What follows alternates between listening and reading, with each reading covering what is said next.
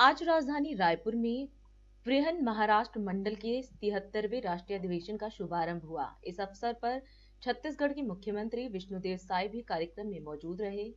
CM ने समाज में उत्कृष्ट कार्य करने वाले और प्रतिभावान व्यक्तियों को सम्मानित कर उन्हें बधाई और शुभकामना दी।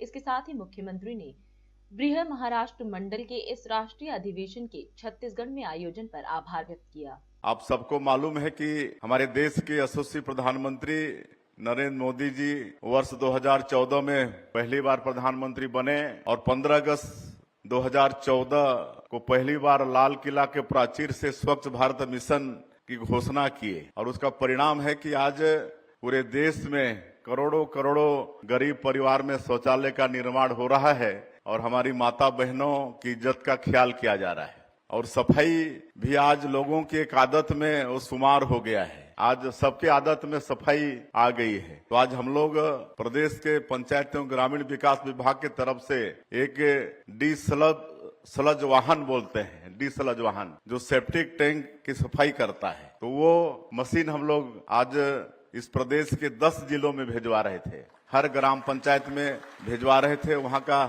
सेप्टिक टैंक का सफाई उस मशीन से होगा। वैसे एक पवित्र काम में लगे थे, इस वजह से देरी हुई और आज मेरा बड़ा सौभाग्य है कि मैं मराठी समाज के समक्ष आरे अवसर प्रदान करने के लिए मैं समाज का आभार भी व्यक्त करना चाहूंगा और आगे कुछ बोलूं इसके पहले समाज के जितने भी महानुभाव सज्जन और माता बहनों का हम लोग सम्मान किए हैं, जो विभिन्न क्षेत्रों में जनसेवा के क्षेत्र में, समाज सेवा के क्षेत्र में उत्कृष्ट कार्य किए हैं। कोई चिकित्सा के क्षेत्र में, कोई शिक्षा के क्षेत्र में, कोई साहित्य के क्षेत्र में। एक महानुभाव हमको कान में बोल रहे थे कि मेरा ये ब्लड डोनेशन का सेंचुरी हो गया। तो ऐसा काम जो किए हैं उनको पुरस्कृत कर रहे थे, तो इनका बहुत बहुत अभिनंदन है। आगे भी इसी तरह से समाज सेवा का काम करते रहें। और जहां तक सौभाग्य भी है छत्तीसगढ़ का कि ये बृहन महाराष्ट्र मंडल का 73वां अधिवेशन हमारे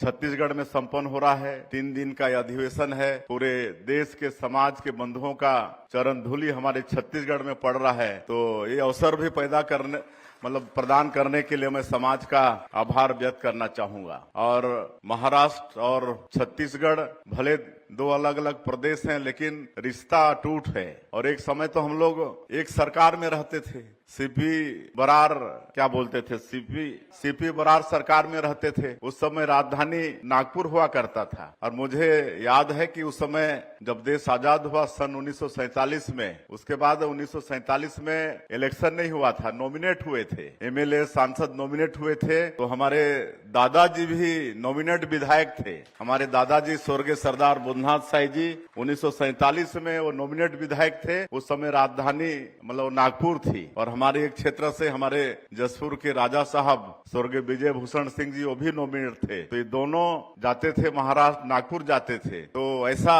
अटूट रिश्ता है। एक सरकार में हम लोग रहे हैं। राष्ट्र सर्वप्रथम